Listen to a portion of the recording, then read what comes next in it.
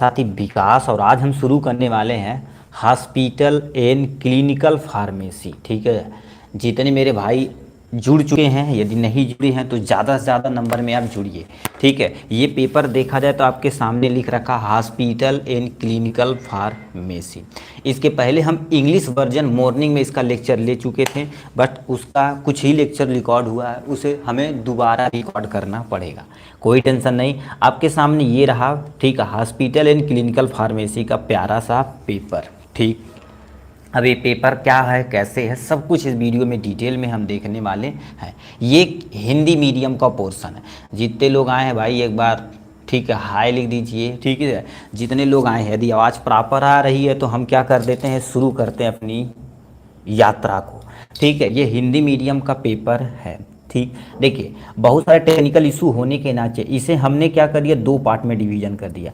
Part A में तुम्हारे पास ये वाला पोर्शन देखिए, क्योंकि अभी देखा जाए तो हमने बहुत सारा लेक्चर जो 2-2 घंटे का लिया है, उसके बीच बीच में कोई टेक्निकल इशू के नाते जैसे ये क्वेश्चन पढ़ा रहे हैं तो इसका कुछ वीडियो यानी 10 मिनट का स्किप कट के हट जाता है, तो उसको हम इरर हो एक्चुअल में वो इरर हो रहा है। जब लेंदी वीडियो होता है तो यूट्यूब के जरिए हो जाता है। ठीक है, बट हम यहाँ पर अब क्या करेंगे, ठीक है, अच्छे तरीके से पार्ट ए को देखेंगे। ठीक, और मॉर्निंग होते ही आपका सेकंड पार्ट आ जाएगा एकदम अच्छे तरीके से। ठीक, ये हिंदी मीडियम का पोर्शन है, हॉस्पिटल एंड क्लिनिकल फार्मेसी। अब ये कितना कोड की देखा जाए तो 26/010 आपका कोड है। अब ये पेपर कब हुआ था, 27 जून 2024 को। कब हुआ था, 27 जून 2024 को हुआ था। बट अब की बार पेपर देखा जाए तो थोड़ा सा स्टार्टिंग में ही हो रहा है। चलिए ये सब बकवास छोड़ते हुए सीधे अपने मेन मुद्दे पर आते हैं। ठीक है, क्योंकि टाइम बहुत कम है। इस वीडियो में हिंदी मीडियम पढ़ाएंगे। यस भाई, English Hindi plus English medium यहाँ से देख सकते हैं। ये हिंदी प्लस इंग्लिश मीडियम ऐसे एकदम सुंदर और तब से सुशील राइटिंग यहाँ पर लिखी गई है। ठीक है, इसका यदि आपको नोट चाहिए तो डिस्क्रिप्शन में नंबर दिया गया, कुछ धनराशियाँ देकर आप इसे क्या कर सकते हैं, नोट आकर पढ़ सकते हैं। ठीक, तो इसमें पहला क्वेश्चन क्या पूछा हुआ आपके सामने। पार्ट ए में टोटल कितने क्वेश्चन रहते हैं, 7 क्वेश्चन, किन्हीं 6 क्वेश्चन को अटेम्प्ट करना रहता है। क्या है, कैसे, इस सबको डिटेल में हम देखते हैं। पहला क्वेश्चन क्या रखा, answer any 6 question, each question carry equal mark. इसका तुम्हारे पास अच्छा रिपीट क्वेश्चन फंसेगा। यस, यदि 2 साल का पेपर अच्छे तरीके से कर लेते हैं तो फंस जाएगा भाई। इसमें पहला क्वेश्चन क्या दे रखा है, give the requirement of the pharmacist along with the responsibility to work in hospital pharmacy.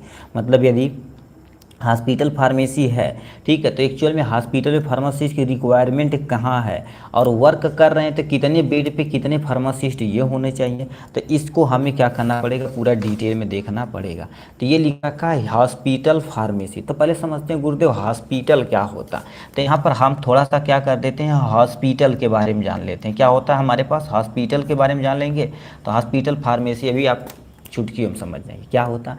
Hospital देखा जाता है कॉम्प्लेक्स ऑर्गेनाइजेशन होता है। गुरुदेव कॉम्प्लेक्स ऑर्गेनाइजेशन क्या होता है, इसमें एक दो नहीं कईयों व्यक्ति मिलकर काम करते हैं, जो अच्छे तरीके से क्या कर देते हैं, वेल एजुकेटेड रहते हैं, साइंटिफिक इक्विपमेंट और अच्छे तरीके से क्या कर देते हैं, हेल्थ सर्विस प्रोवाइड करते हैं। तो क्या लिख रखा, हॉस्पिटल एक कॉम्प्लेक्स ऑर्गेनाइजेशन है। ठीक है, एक कॉम्प्लेक्स ऑर्गेनाइजेशन है। ठीक, यह ट्रेंड, वेल एजुकेटेड और साइंटिफिक इक्विपमेंट की सहायता से हेल्थ सर्विस प्रोवाइड कराता है। दोबारा हम बोल रहे हैं, ये ट्रेन मतलब जो वेल एजुकेटेड, चाहे फार्मासिस्ट हो, चाहे नर्सेज हो, चाहे डॉक्टर हो, सब आपके ट्रेंड होने चाहिए और वेल एजुकेटेड होना चाहिए। ऐसा नहीं कि कोई अनएजुकेटेड, ऐसा नहीं होना चाहिए। और साइंटिफिक इक्विपमेंट, जैसे जितने भी तुम्हारे पास इक्विपमेंट, जैसे नॉर्मल की बात की जाए तो स्फैग्नोमीटर यानी आईसीयू में जो यूज होता था, मतलब हॉस्पिटल में जितने भी चीज़ें यूज होती सब वेल डेवलप और साइंटिफिक इक्विपमेंट होने चाहिए। ठीक, सहायता से हेल्थ सर्विस प्रोवाइड करता है तो उसी को क्या बोलते हैं, हॉस्पिटल बोलते हैं। अब हॉस्पिटल फार्मेसी गुरुदेव क्या होता है, इसकी डिफिनेशन समझिए ध्यान से। हॉस्पिटल फार्मेसी एक हेल्थ केयर है।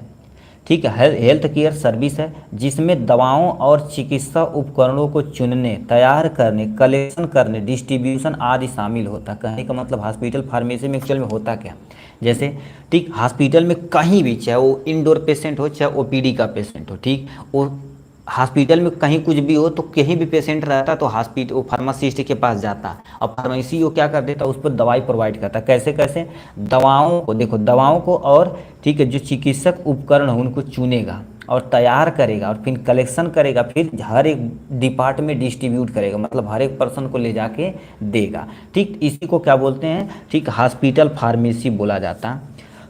ठीक है, नेक्स्ट में क्या लिख रखा, नेक्स्ट पॉइंट वाइज आपको लिखना पड़ेगा। ठीक है, अब लिखिए, हॉस्पिटल फार्मेसी का मेन उद्देश्य ड्रग्स को रिसीव करना। हॉस्पिटल फार्मेसी क्या करती थी, बड़े बड़े होलसेलर दुकानों से ड्रग्स को रिसीव करती है और उसको स्टोरेज करती है और पेशेंट तक उसे वितरित करती, वितरित मतलब हर एक बंदे को ले जाकर आराम से उसे देती है। ठीक, हॉस्पिटल फार्मेसी का मेन उद्देश्य यही होता है। ठीक, बहुत सारे लोग भाई, ठीक है, कमेंट में बोल रहे थे कि सर हम कैसे पढ़ें, हमको कुछ समझ ही नहीं आ रहा। देखिए आप डोंट वरी, चिंता कभी भी नहीं किया जाता है। सामने प्रेजेंट टाइम हमारा डे बचा हुआ, उसको आप सफिशिएंट अमाउंट में यूज कर लिए। हमने देखा जाए तो 2024 के सभी पेपर को एकदम इजी तरीके से सॉल्व कर लिया।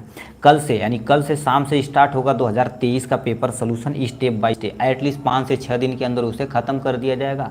और 25 या 26 मई से आपका सुपर 25 क्वेश्चन की जो सीरीज जारी की गई है वो की जाएगी। ठीक, आप चिंता न करिए, केवल आप थोड़ा थोड़ा डेली पढ़िए, कि नहीं एक दिन बैठे हैं हमारा बस ख़त्म हो जाए, ऐसा नहीं। थोड़ा सा पढ़िए, पूरी कॉन्सेप्ट क्लियर के साथ पढ़िए। इस समय आप थोड़ा सा, ऐसे नहीं होता कि जैसे दाल भात नहीं होता, सब गीज देंगे तो आपको, आपके लिए कन्फ्यूजन क्रिएट हो जाएगा। तो आपसे अनुरोध है, जो भी चीज़ पढ़िए, ठीक है। तो पिछले साल देखिए कि 2022 में, 23 में या 24 में, 22 वाला तो छोड़ दीजिए, 24 का पेपर को एनालिसिस अच्छे तरीके से कर लीजिए, अपना मेंटेन हो जाएगा। ठीक, अब समझ गए।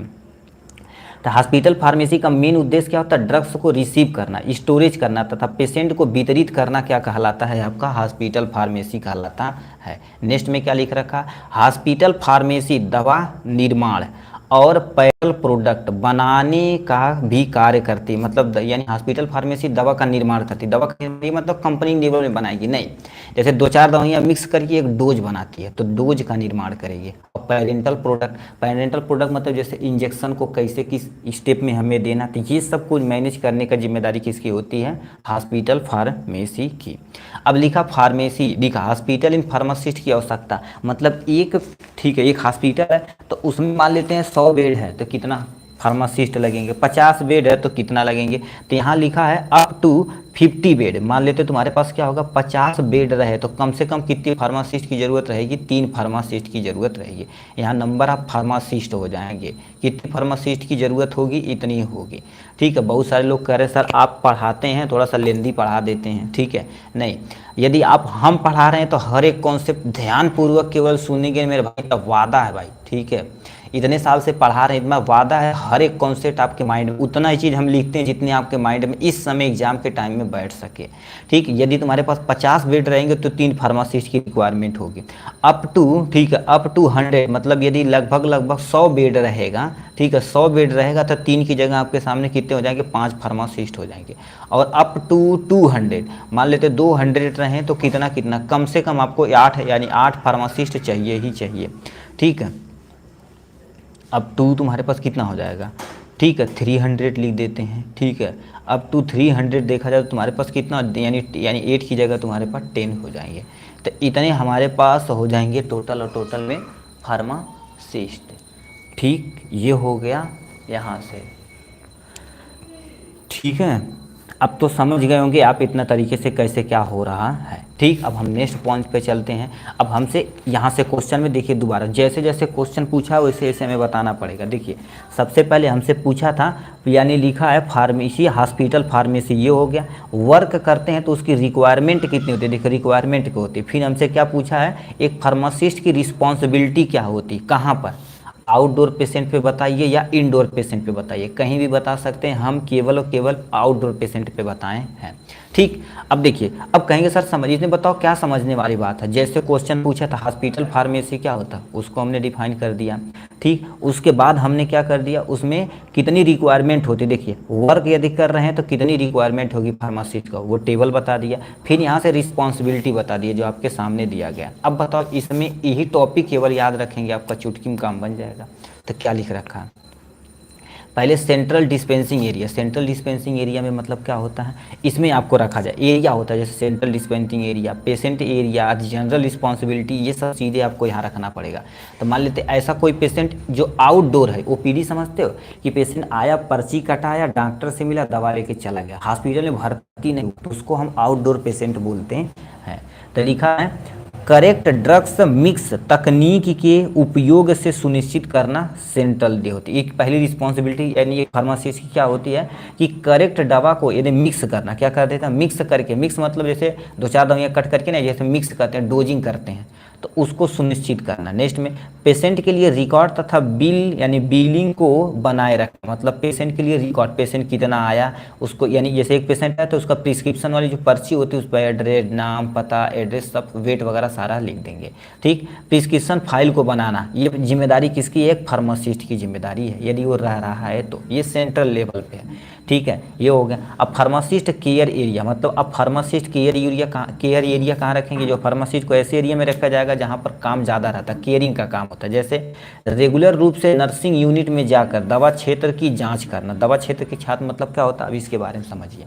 ये जो कहना चाह रहा है इसके बारे में बहुत ध्यान से आप सुनेंगे तब आप समझ पाएंगे एक्चुअल में। देखिए कहना क्या चाह रहा है। सबसे पहले देखिए, ये मान लेते हैं एक हमारे पास हॉस्पिटल है, ठीक है, ये हमारे पास हॉस्पिटल है, यहाँ पर आपकी फार्मेसी की दुकान है, ये वार्ड है कि ये जनरल वार्ड है, ठीक है, ये जनरल वार्ड है, और यहाँ पर तुम्हारे पास मान लेते हैं तुम्हारे पास आर्थो वार्ड है, यहाँ पर आर्थो के पेशेंट हैं, यहाँ कार्डियक के पेशेंट हैं, यहाँ पल्मोनरी के पेशेंट हैं अलग, या नेफ्रोलॉजिस्ट के पेशेंट है, ऐसे देखिए।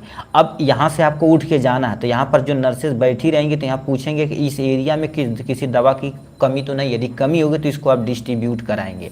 तो वही लिख रखा है रेगुलर रूप से नर्सिंग यूनिट में जाकर दवा क्षेत्र की जांच करना, मतलब यहाँ पर्याप्त मात्रा में दवा है कि नहीं। ठीक, क्लिनिक में रोगियों द्वारा ली गई यानी लाई गई ड्रग्स की पहचान करना, मतलब क्लिनिक में जो भी रोगी लाया गया, दवा लाया गया, उसका एक्चुअल में पहचान करने की आपकी जिम्मेदारी बनती है। ठीक है, नेक्स्ट में क्या लिख रखा है, दवाओं के उपयोग और आईवी प्रशासन, मतलब आईवी जो हमारे इंटर कराया जाता है तो रोगी यानी परामर्श में यानी शामिल करना, ये जिम्मेदारी होती है किसकी, एक फार्मासिस्ट की, जो पेशेंट केयर में रखा जाता है वो। अब जनरल रिस्पॉन्सिबिलिटी क्या होती है, उस पेशेंट की जनरल रिस्पॉन्सिबिलिटी क्या होती है उसको हम समझते हैं। पहले देखिए, आउटडोर पेशेंट के लिए आवश्यक ड्रग्स का समन्वय कराना है, मतलब जो ओपीडी में पेशेंट आ रहे हैं, ओपीडी में केवल वही आते हैं जो डायरेक्ट डॉक्टर को दिखा दवा लेकर चले जाते हैं घर, तो वही चीज़ क्या बोल रखा है। ठीक, आउटडोर पेशेंट के लिए आवश्यक ड्रग्स का समन्वय करना, मतलब उस एरिया से आर्थो वाले हैं तो आर्थो के जितनी दवाइयाँ उपयोग हो रही हैं सब लाकर आप रखेंगे।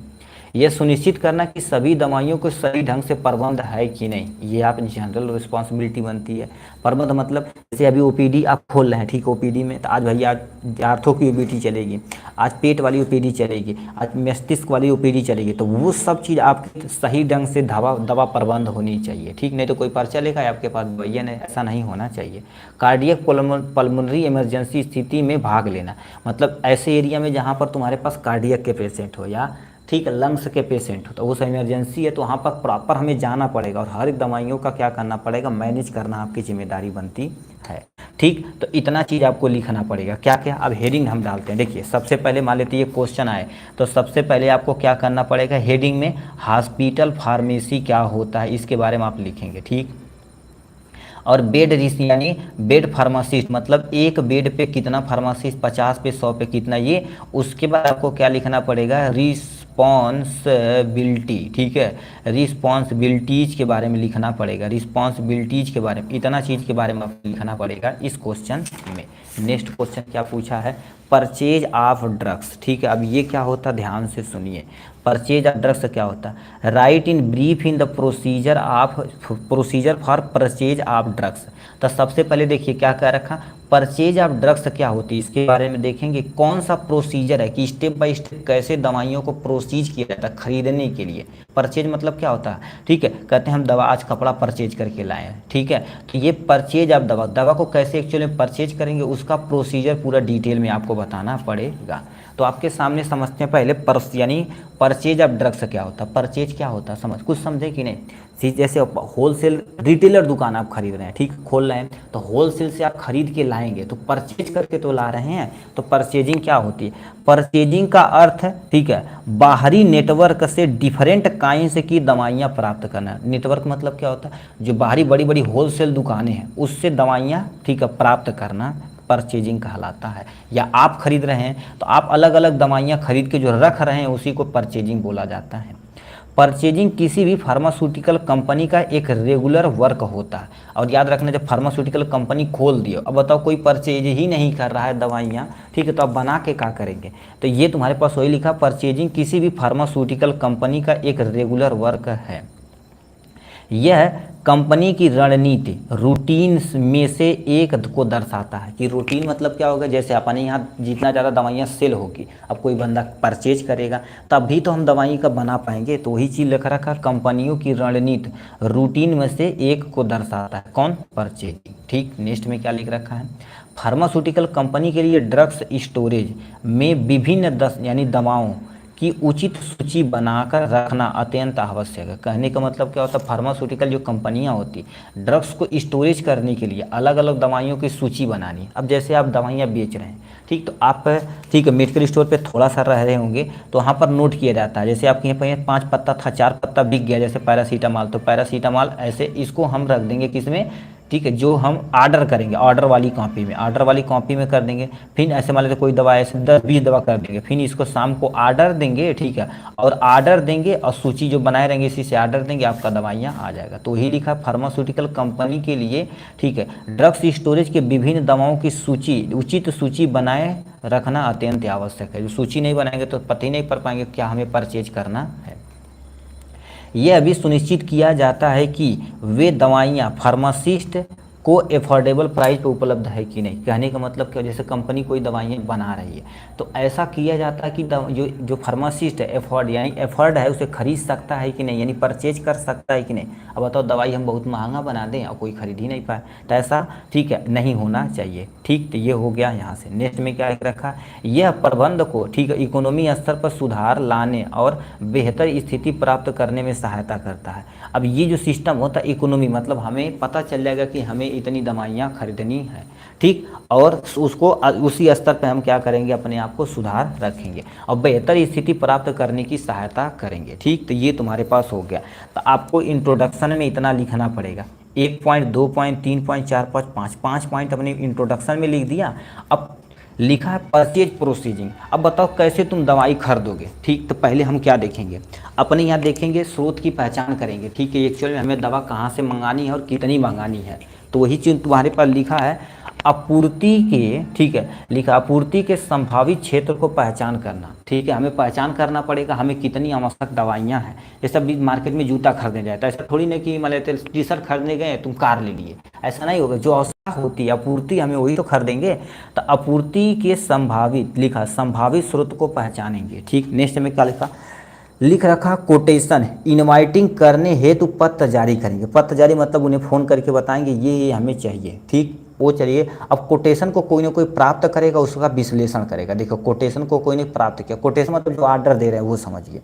कोटेशन की प्राप्ति करेगा, उसका विश्लेषण करेगा। चलो विश्लेषण कर लिया, फिर क्या करेगा? तुम्हारे पास विक्रेता, ठीक है, ये तुम्हारे पास ये सब जब कर लेंगे तो हम ऐसे किसी बंदे को क्या करेंगे? ढूंढेंगे। लिखा विक्रेता यानी आपूर्तिकर्ता का चयन करेंगे, मतलब एक सेलेक्ट सही दुकान हम क्या करेंगे? सिलेक्शन करेंगे। ठीक, सिलेक्शन यदि कर लिया गया फिर क्या करेंगे? खरीद का आदेश देंगे। भैया ऑर्डर देंगे, है हमारे इतना इतना दवाई चाहिए, तो बोलेंगे ये, और वो नोट करता जाएगा। कंप्यूटराइज सिस्टम होता। फिर अब पूछेंगे भैया कितना पैसा हुआ, चलो बता देगा। फिर कब डिलीवर करोगे? देखो फॉलो अप डिलीवर, मतलब ऑर्डर दे दिए, अब उसे डिलीवर कब करेंगे उससे पूछेंगे, तो बोलेगा सुबह या मॉर्निंग में, तो उसे फॉलो अप करेंगे। ठीक, उसी के अकॉर्डिंग पैसा वगैरह भी अपना रखेंगे।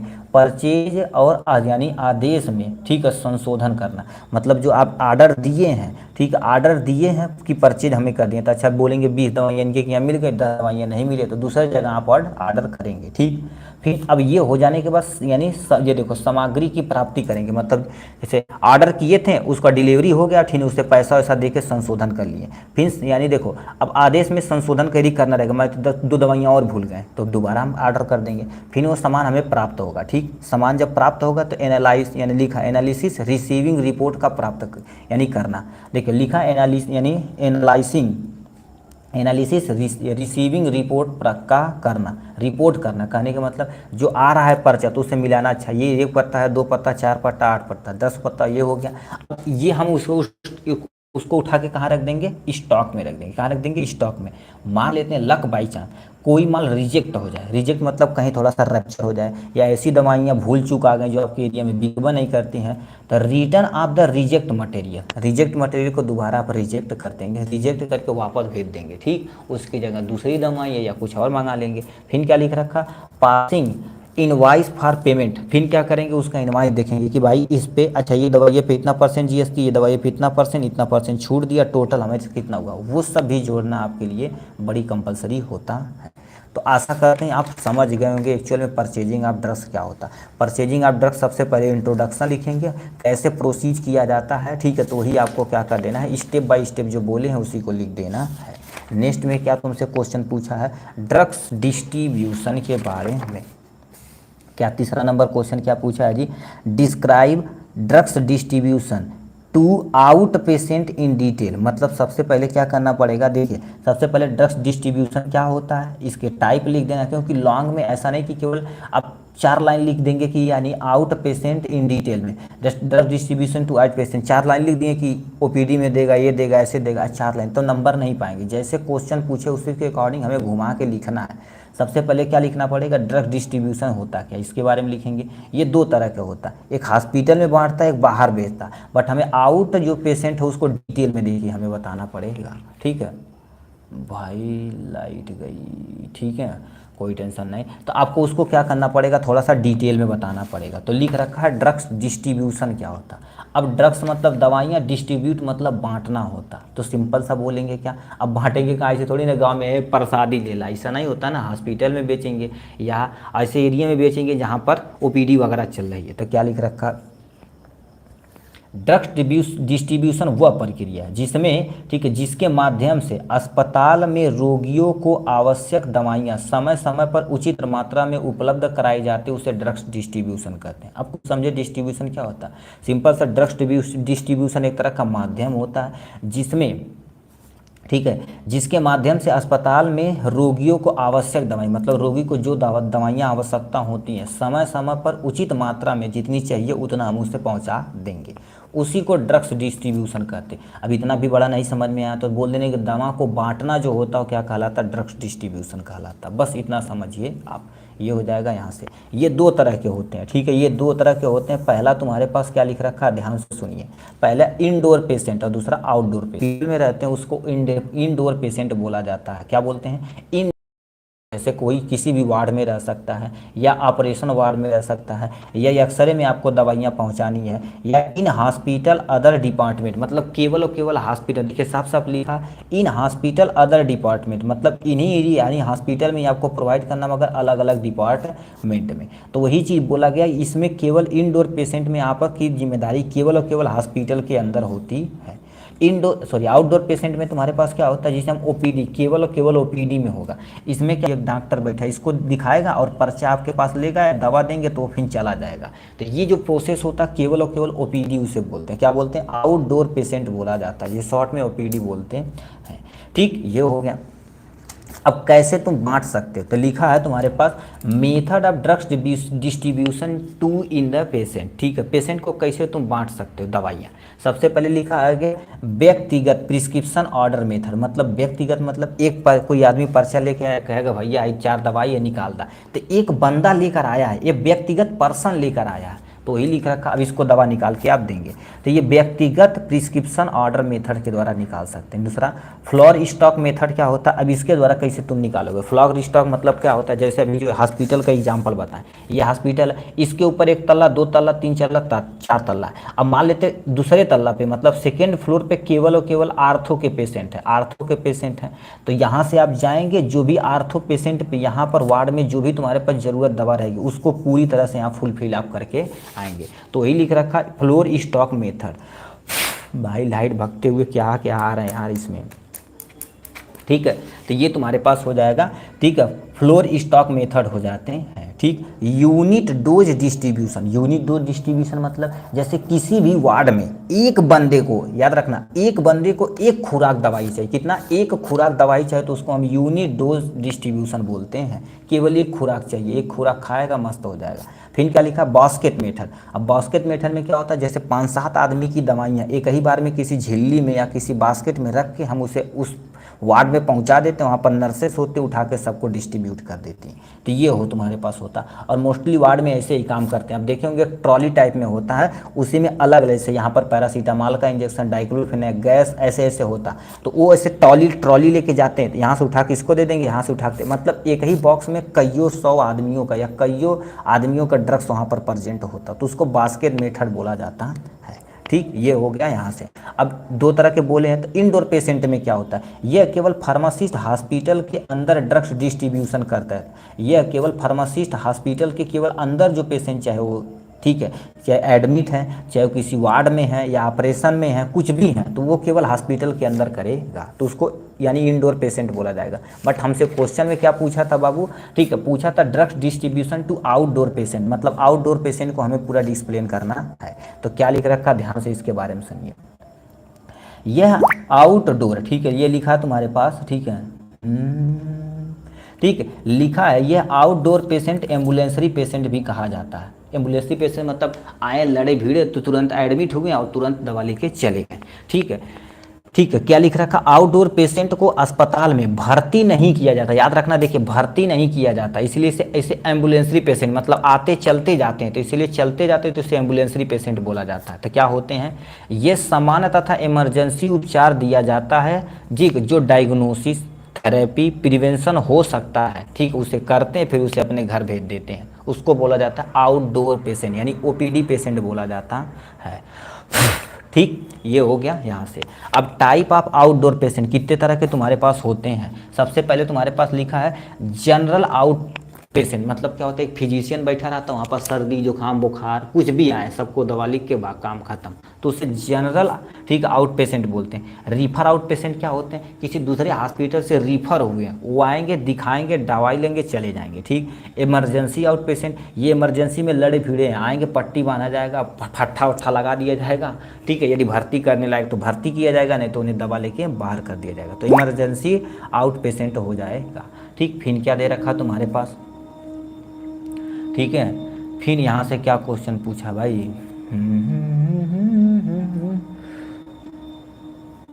ठीक है, फिर क्या क्वेश्चन हमसे दिया, स्पेशल आउट पेशेंट, मतलब एक थोड़ा सा स्पेशल टाइप में होते हैं, ठीक, जैसे किसी के सगे संबंधी आ गए या बहुत ज़्यादा रेयर केस है तो उसके अंतर्गत रखा जाता है, ठीक। ये हो गया। अब स्टेप बाय स्टेप कैसे आप आउटडोर पेशेंट के, क्योंकि ये डिटेल में कहा था भाई, देखिए अभी क्वेश्चन हम आपको बताएंगे उसी तरह से लिखना। देखिए जो क्वेश्चन पूछा था, जिस तरह से क्वेश्चन पूछे उस तरह से। सबसे पहले देखिए क्या डिस्ट्रीब्यूशन क्या होता है, ये देखिए आउटडोर पेशेंट इन डिटेल, इसीलिए हम इसे डिटेल में बता रहे हैं।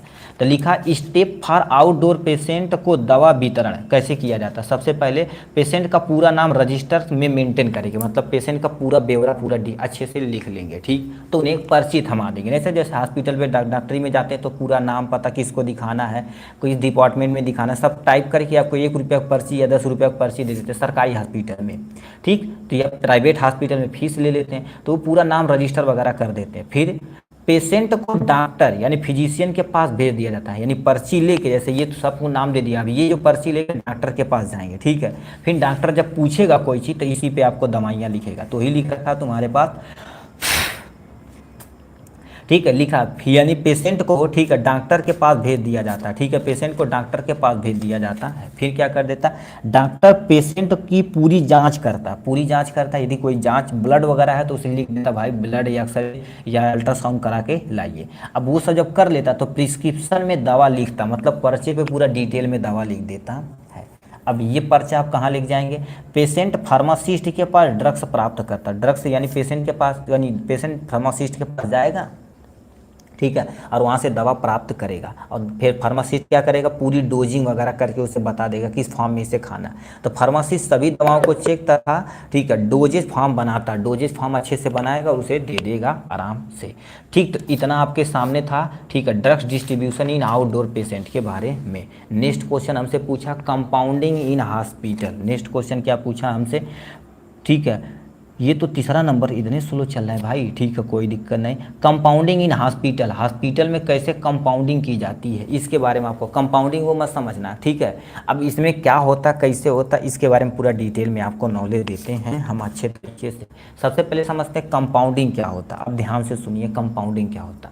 जैसे ड्रग डिस्ट्रीब्यूशन समझते हैं कि नहीं, ड्रग डिस्ट्रीब्यूशन सिम टू सिम मूव होता है, इसमें पैकेजिंग की जाती है, कंपाउंडिंग की जाती है। पैकेजिंग मतलब कंपाउंडिंग होता है। तो क्या लिख रखा है, कंपाउंडिंग वह प्रोसेस है जिसमें दवा के, ठीक है, कंपोनेंट को मिक्सिंग यानी कॉम्बिनेशन या उनके परिवर्तन करना शामिल होता ताकि विशेष रोगी की आवश्यक को पूरी किया जा सके। ये मत समझना मिक्सिंग मतलब अलग से ऐड करते हैं, इसमें 2-4 दवाइयाँ ना डोज बना देते हैं, तो 2-4 दवाइयाँ को मिक्स करते हैं, उसका कॉम्बिनेशन, यदि कोई और ऐड करना रहता तो उसको जोड़ते हैं, उनके परिवर्तन करना शामिल है ताकि किसी विशेष रोगी की आवश्यकता को क्या किया जा सकता है बाबू, पूरा किया जा सके, उसको कंपाउंडिंग बोला जाता है।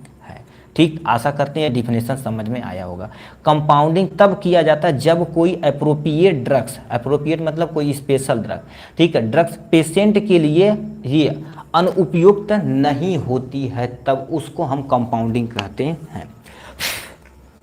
ठीक, नेक्स्ट में क्या लिख रखा, कंपाउंडिंग फार्मासिस्ट हॉस्पिटल में नियमित रूप से उपयोगी, ठीक है, उपयोग की जाने वाली स्टरलाइज प्रोसेस यानी प्रोसेस शामिल होते हैं। स्टरलाइज प्रोसेस मतलब कुछ ऐसे दवाइयाँ होती हैं जो स्टराइल रहनी चाहिए, जैसे इंजेक्शन स्टराइल होता, ठीक है, आईवी बैग होता है स्टराइल होता, उनको मान लेते तुम्हारी यूरिन बैग लगाना तो भी स्टराइल होना चाहिए, तो ये सब शामिल होता है।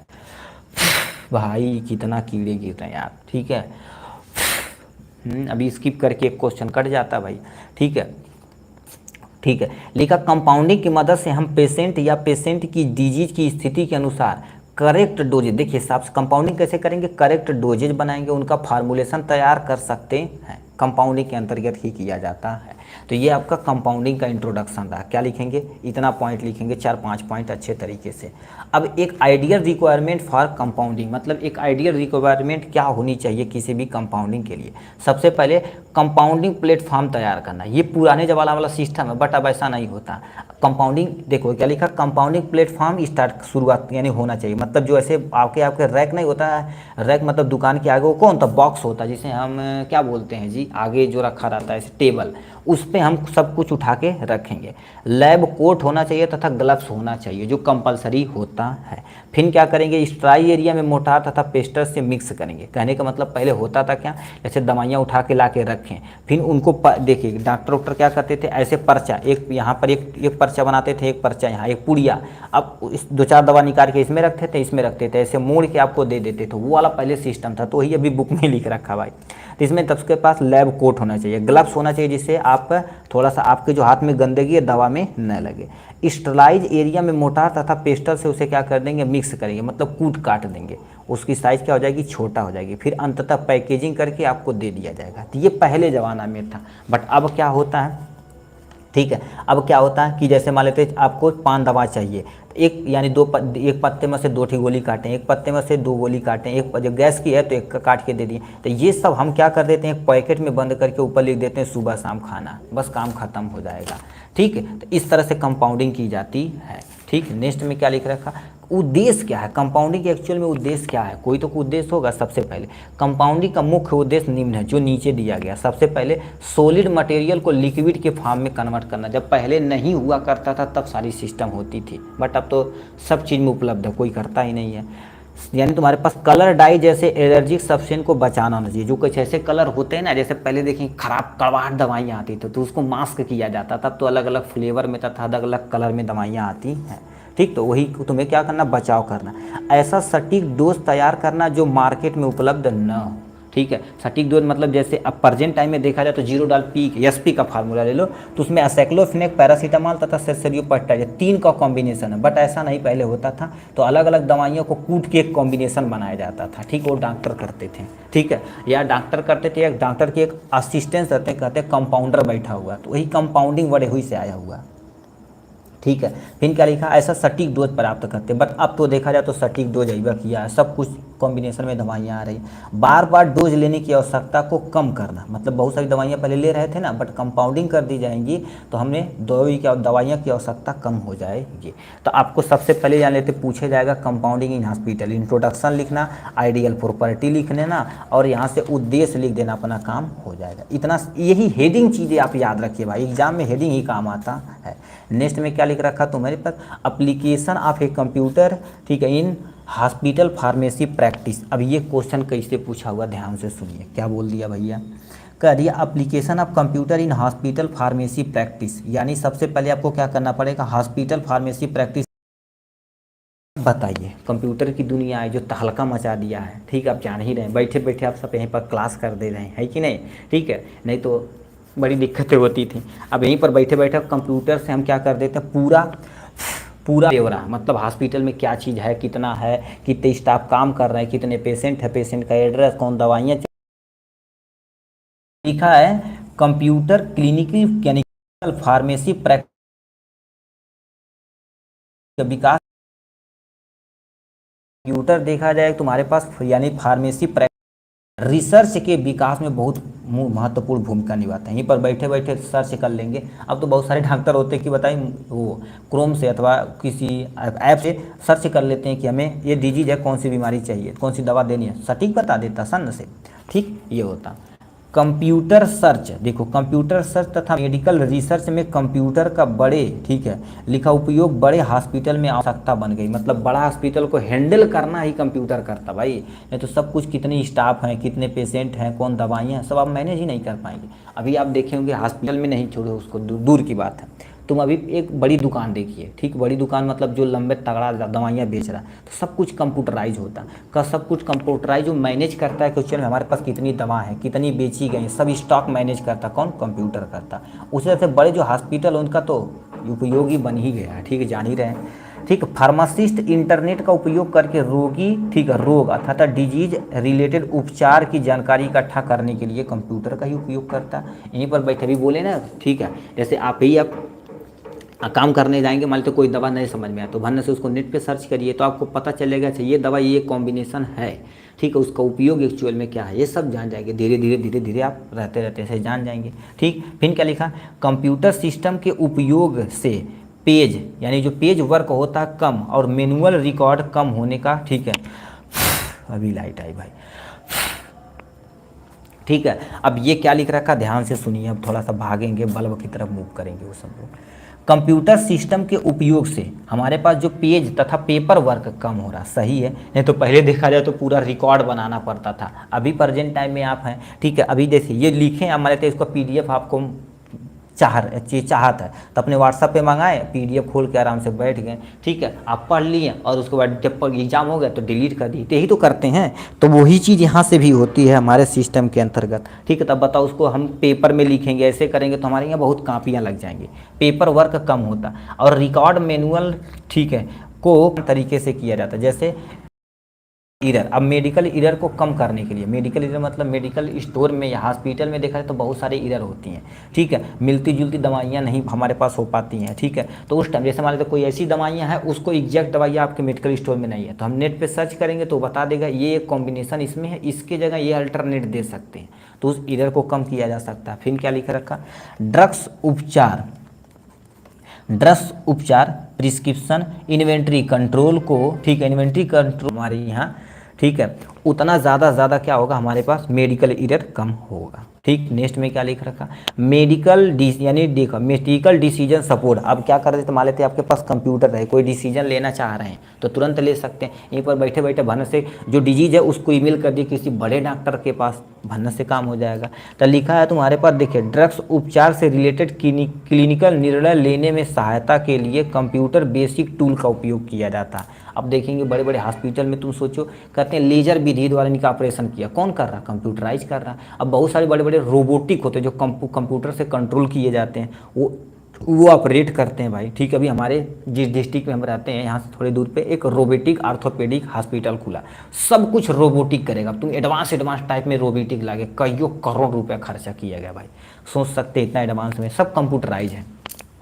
ठीक, ये हो गया। नेक्स्ट में तुम्हारे पास क्या लिख रखा है यहाँ पर, इलेक्ट्रॉनिक मेडिकल रिकॉर्ड, मतलब आप रिकॉर्ड रख सकते हैं। जैसे अभी कंप्यूटर न रहता तो हम लैब पे आज जाएं, ठीक, अपना ब्लड ग्रुप चेक करवाएं, ठीक है, तो चाहे कॉपी में किसी लिखे रहेंगे, अब 2 साल बाद हम मान लेते हैं तुम्हारे पास ब्लड ग्रुप हमको भूल गए, तो कंप्यूटर में जाके आपका नाम वगैरह डालेंगे, भरने से 1-2 साल के बाद निकालेंगे, यदि डाटा डिलीट नहीं रहेगा तो। ठीक, तो जैसे कोई दवा होगा, अब कोई इस पेशेंट को कौन सी दवाइयाँ चल रही है तो उसके पर्चे पे जाकर देखेंगे, सीधा कंप्यूटर में से इंटर किया, उसका नाम खुल के चला आया कि एक्चुअल में कौन दवाइयाँ हैं इसे चल रही, सब कुछ। दवा, पेशेंट, क्लिनिकल लैब रिपोर्ट को कलेक्ट लंबे समय तक कंप्यूटर में माध्यम से सुरक्षित रखा जा सकता है, और होता भी है भाई। ठीक, अभी मान लेते बॉम्बे आपको ईमेल करना आपका, ठीक है, टेस्ट जो ब्लड ग्रुप टेस्ट करवाएं, ब्लड पूरा जांच करवाएं, तो उसको कंप्यूटर में डाले, ईमेल कर दिए, बॉम्बे किसी भी डॉक्टर के पास भेज सकते हैं, नहीं तो कागज़ पे लिखेंगे भेजेंगे, कईयों दिन लग जाएगा। ठीक, तो ये मेडिकल तुम्हारे पास क्या, रिकॉर्ड को मेंटेन करना। बारकोड तकनीक आ गई है, दवा के ऊपर बारकोड आता है, स्कैन करेंगे टुई कंप्यूटर में सारा डेटा दे देता है। तो ये लिखा, इस विधि से ड्रग्स को स्कैन तथा ट्रेस करना आसानी बनता है। ठीक, इसे मैन्युफैक्चर डेट, इससे आप क्या कर, इससे आपको manufacture date, expiry date, dosages, ठीक है, आदि की सुनिश्चित हो जाती है एकदम अच्छे तरीके से। ठीक, ये हो गया। अब तुम्हारे पास लिखा है ड्रग्स इंफॉर्मेशन डाटाबेस, ड्रग्स की पूरी इंफॉर्मेशन आपके पास सामने हो जाती है। जैसे क्या होगा, फार्मासिस्ट को न्यूनतम दवा की जानकारी पर, जो नई नई दवाइयाँ बन रही हैं कि अच्छा ये एडवांस दवाइयाँ बन रही और तेज़ी से काम करेगी, तो उसकी जानकारी with the help of computer से ही मिलती है। जैसे लिखा डोज रिलेटेड इशू, मतलब आपको पता नहीं कि एक्चुअल में इसका डोजिंग कितना होना चाहिए, कंप्यूटर पर सर्च किए बना से आपके पास डाटा दे देता है। साइड इफेक्ट ऑफ ड्रग्स, कोई भी दवा है उसका इसे वो क्रिया मेंटेन करना with the help of computer से बता देते हैं। जैसे मान लेते आप कोई दवा है, एक्चुअल में नहीं पता कि मुंह से खाना है या इंजेक्शन में लगाना है, नेट पे सर्च किए बता देगा, आईबी है, आईएम है या ओरल है, सब कुछ बनने से बता देगा। कौन करता है, कंप्यूटर कर रहा है भाई बैठे बैठे। ठीक, ये हो गया इनके बारे में। नेक्स्ट में 6ठा नंबर क्वेश्चन क्या हमसे पूछा हुआ, ठीक है, 6ठा नंबर क्वेश्चन हमारे पास दिया है, क्या ध्यान से सुनिए, क्या दे रखा है, डिफाइन फार्मास्यूटिकल, यानी फार्मास्यूटिकल केयर क्या होता है, किस प्रोसीजर के द्वारा, लिखा है explain procedure to provide pharmaceutical care. तो सबसे पहले फार्मास्यूटिकल केयर क्या होता है इसके बारे में बताना पड़ेगा, फिर प्रोसीजर इसके बारे में पूरा डिटेल में आपको बताना पड़ेगा, कैसे क्या हो रहा है, स्टेप बाय स्टेप पूरा डिटेल में। तो क्या लिख रखा है, पहले समझते हैं फार्मास्यूटिकल केयर क्या होता है। फार्मास्यूटिकल मतलब दवाइयाँ, केयर मतलब उनका हमें, ठीक है, मेंटेन करना। ठीक, अब केयर कैसे करेंगे, जैसे मान लेते कोई मरीज है, ठीक है, मान लेते एग्जाम्पल तौर पे कोई मरीज है, ठीक, उसको हम कोई दवा दे दिए, ठीक है, कोई हो गया किस एंगल से जा रहा भाई तू, ठीक है, तो ये तुम्हारे पास करते क्या है, एक्चुअल में देखा जाए तो होता क्या है, ठीक, कोई ड्रग्स है, ठीक, हमारे शरीर के अंदर या किसी मरीज को हमने दे दिया, ठीक, अब वो दवा को मेडिकल केयर वह स्पेशल सेवा है, पेशा वाले मतलब जो तुम्हारे पास वहाँ वर्कर काम कर रहे हैं के साथ मिलकर एक pharmaceutical care mission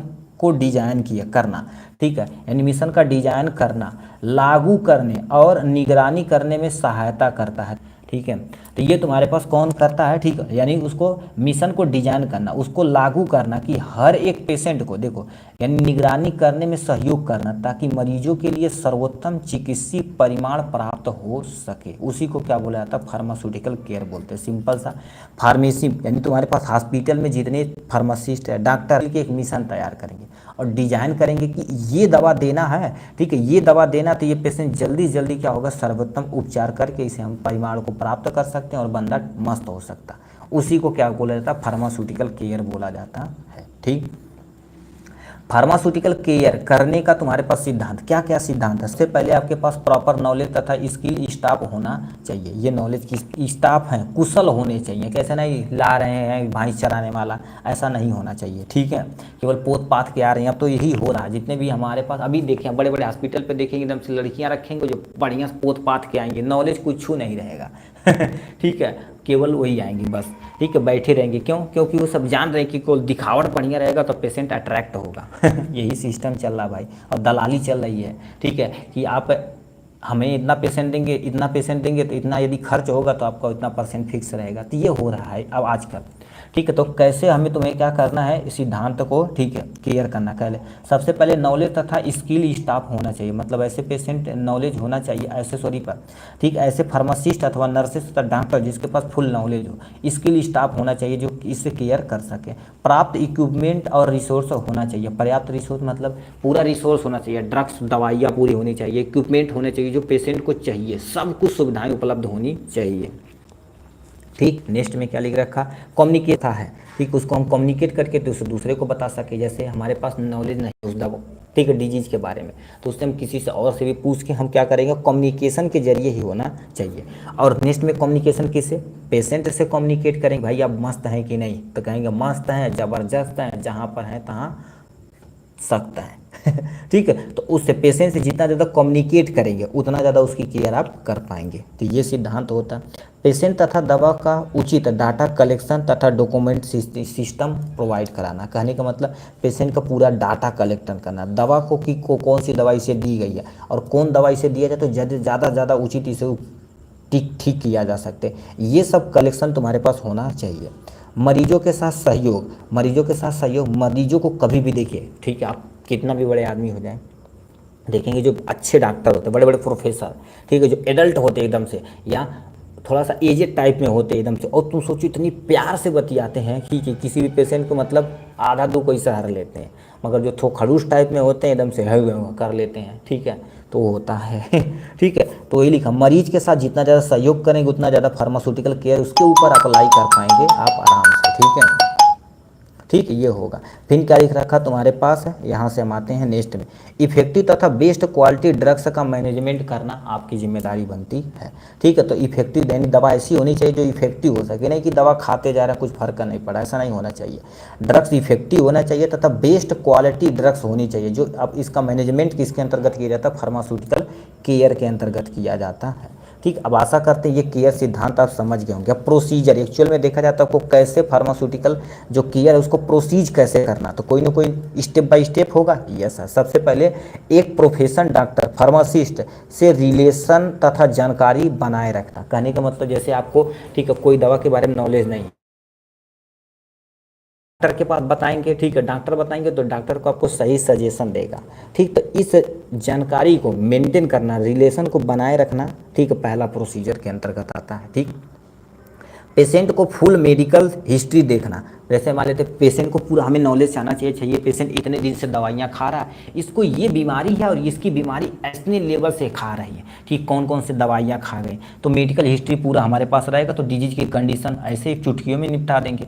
other disease information collect करेंगे और उसे मेंटेन करेंगे, तब जाके उसे सूटेबल सही से सही दवाइयाँ प्रोवाइड करेंगे, ठीक है। इसलिए डॉक्टर कभी देखिए, बहुत सारे अच्छे जो डॉक्टर होते हैं पूरी आपसे पूछते हैं भाई कितने दिन से आप परेशान हैं, डॉक्टर साहब इतने दिन से परेशान है, कौन कौन दवाइयाँ खाएं, कोई पिछला पर्चा है कि नहीं या पिछला कोई रिपोर्ट है कि नहीं, ये से मांगते हैं।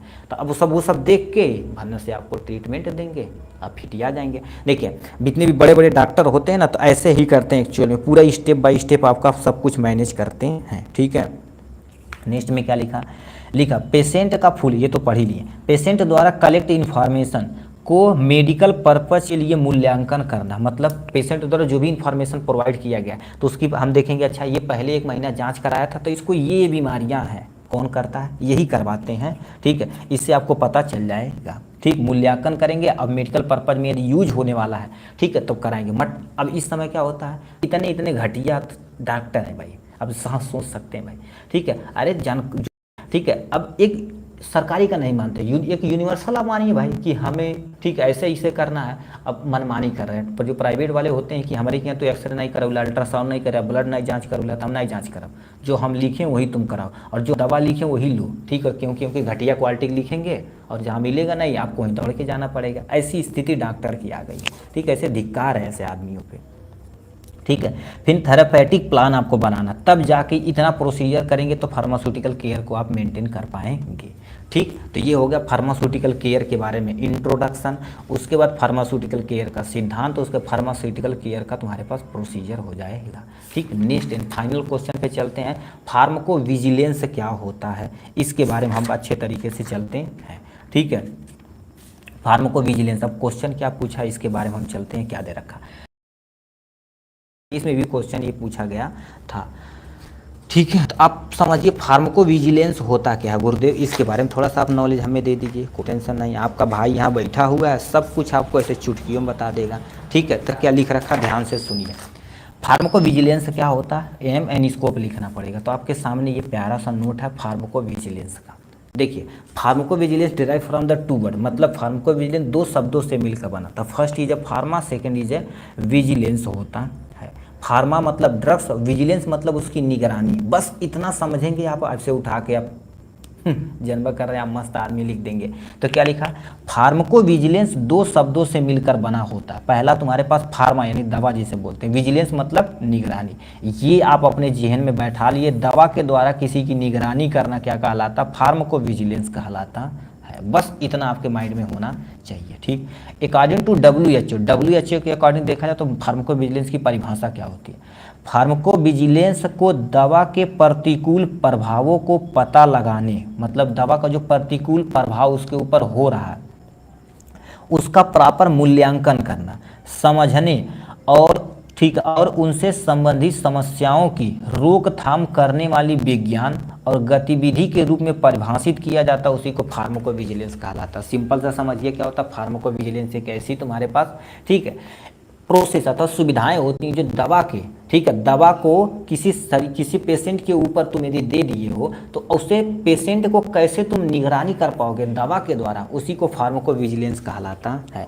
उसको समझना पड़ेगा, उसका मूल्यांकन करना पड़ेगा, उससे कोई संबंधित समस्या है तो उसको रोकथाम करना पड़ेगा, इन सब गतिविधियों को हम फार्माको विजिलेंस कहते हैं। तो ये एक और इंट्रोडक्शन होगा फार्माको विजिलेंस का, ठीक। अब हमसे कहा एम एंड स्कोप, तो सबसे पहले हम एम बता देते हैं, जैसे क्वेश्चन कहे वैसे हमें लिखना पड़ेगा। पहले लिखा एम, अब देखो यहाँ से लगभग एक क्वेश्चन हमारा कट गया पूरी तरह से, ठीक है। अब यही हो रहा है, अब रिकॉर्डेड वीडियो हम बनाएंगे एटलीस्ट, ठीक है। तो क्या लिख रखा है, एटलीस्ट एक क्वेश्चन कट गया क्योंकि हमारे पास 50 मिनट से ऊपर 7 मिनट ये कट के चला गया भाई, ठीक है। तो ये तुम्हारे पास हो रहा है सिस्टम में कर खड़बड़ी, ठीक। तो देश में तुम्हारे पास लिखा दवाओं के उपयोग से संबंधित रोगी की यानी देखभाल और सुरक्षा में सुविधा करना फार्माको विजिलेंस के अंतर्गत आता है। उससे में जो भी दवा देंगे रोगी को सही और सूटेबल देखभाल के जरिए ही कर पाएंगे। दवाओं और आल मेडिकल पैरामेडिकल यानी लिखा इन्वेंटेशन जैसे सच अल्ट्रासाउंड, CBC यानी ECG, एक्सरे, ये सब कुछ क्या होगा इसी से निगरानी करेंगे। अब जैसे पेशेंट लाएं, अब उसके बारे में हमें पेट दर्द करा, उसके बारे में ज़्यादा नॉलेज नहीं है तो उसे हम अल्ट्रासाउंड करवा लेंगे, सटीक दवा दे देंगे, बस फिट ही आ जाएगा। ये एम होता फार्माको विजिलेंस का। CBC करवा देंगे, ब्लड की पूरी जाँच वगैरह करा के मेंटेन कर देंगे, LFT, KFT, CBC सब कुछ करा देंगे, मस्त हो जाएगा बंदा, ठीक है। उसके बाद ECG उसे करवा देंगे, उससे मस्त हो जाएगा, एक्सरे करवा देंगे, उससे पता चल जाएगा। तो इन सब से हम निगरानी करेंगे उस पेशेंट के ऊपर। प्रतिकूल दवा प्रभावों को जल्दी पता करना, मतलब कुछ ऐसी दवाइयाँ होती है जो शरीर के ऊपर साइड इफेक्ट करते हैं, उसको तुरंत पकड़ लेना, ट्रीटमेंट कर देना, बंदा फिट हो जाएगा। जोखिम कारकों को पहचाना कि कौन ऐसे तुम्हारे पास कारक है जो हमारे पास जोखिम की तरह काम कर रहे हैं। जोखिम मतलब क्या होता है, उसके लिए खराब तरह से रिस्क बिहेवियर कर रहे हैं, उसको फार्माको विजिलेंस एम के अंतर्गत रखा। ये सब देखा जाता है हमारे फार्माको विजिलेंस के अंतर्गत। अब हमसे नेक्स्ट में क्या दे रखा हमारे पास, ठीक है, यहाँ से हमसे कह दिया एम ऑफ है फार्माको विजिलेंस, तो इसका हमारे पास एम यहाँ पर दिया गया है, इसको प्लीज ध्यान से सुनिए। फार्माको आएंगे सूटेबल मॉनिटरिंग करना, ये हमारा होता है। इम्यूनाइजेशन के प्रतिरक्षा, वैक्सीन लगवाए हैं कि इस बीमारी के प्रति, तो बोलेगा सर नहीं लगवाएंगे, तो के जरिए उसके शरीर के अंदर एंटीबॉडी बन जाएगी, अपने आप को लड़ेगी हमारी बीमारी से, कोई टेंशन ही नहीं होगा। ठीक है। हर्बल मेडिसिन तुम्हारे पास, हर्बल मेडिसिन जो तुम्हारे पास ऐसे मेडिसिन होते हैं जो आयुर्वेदा गुरु से प्राप्त किए जाते हैं। Disease control public health to Z अच्छे तरीके से हमने ठीक है कवर अप कर लिया है। ठीक, तो चलिए आज के लिए बस इतना ही, फिर मिलेंगे नेक्स्ट वीडियो में नेक्स्ट टॉपिक के साथ। तब तक के लिए bye bye and take care.